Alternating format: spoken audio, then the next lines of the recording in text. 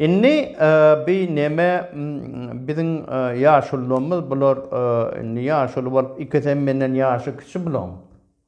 İkizem Halmyrat'am Sapar Yklymam ikizem menden kişi buların ediyen gurrunları yankı ayna şu 6 ayda deydi yankı ve devlet üytkar ine onun için adamlar siz gitmeli. O nemetme. Menna geçen yıl bir ol Halmyrat Kıdır bilen bir topar nemeler vardı. Siz nirak milleti tekleğiniz dedim. Aslında bular öğeleri burada tapıyorlar.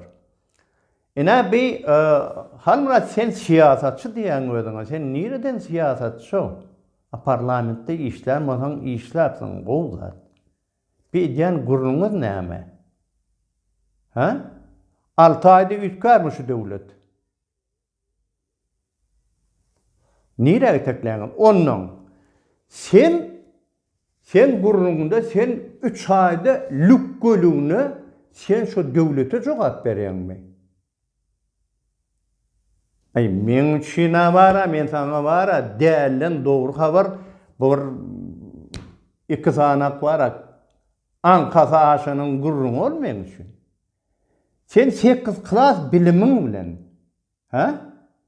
Abolya ova Sovet Soyuz yıkılıp bariyaka sen ol çiğişlik lüle kebap pişirip verin mangalın kaptanından sana millet ay bol sen Halmyrat bol liseler sen bolsan bolupsun.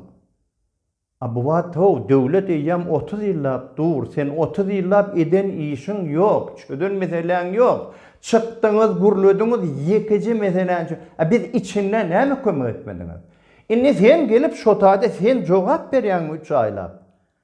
Ha? Sen oğlanın mı? Han sen oğlanın o.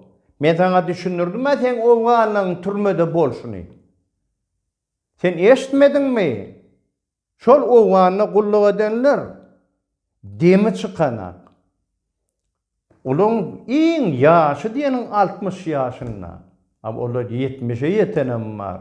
Onun Türkmenistan'ın yağdayına o sağlık diye onun oğullu, qıylı, artıklı, çoğuluk olma mümkün. Şu zatların taşlap bara olur kimsi invalid, kimsi yine de ol yardı qalan olsa sen şükür edersin. Sen şolur bilen bile gelip sen şotadaki hükümete 3 ayda sen cevap verirdin mi? Sen bir katı yüzün yırtıgaysın. Ne utanmançılıklar sen değil yani o bu giden milletin içinde bir bilimli, soğutlu bir ol doğru hükümetten korkuyan yönü var o parlamentiydi, beylikiydi, profesörler var, beylikler var. Sen gıygıryan ya da var halkın önüne gurlayan hep şeytirip halkın önüne düşecek mi?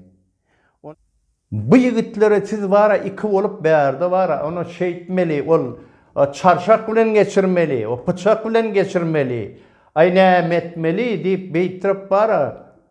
İnne olur näme gan öküp sizi şotak salmalı mı?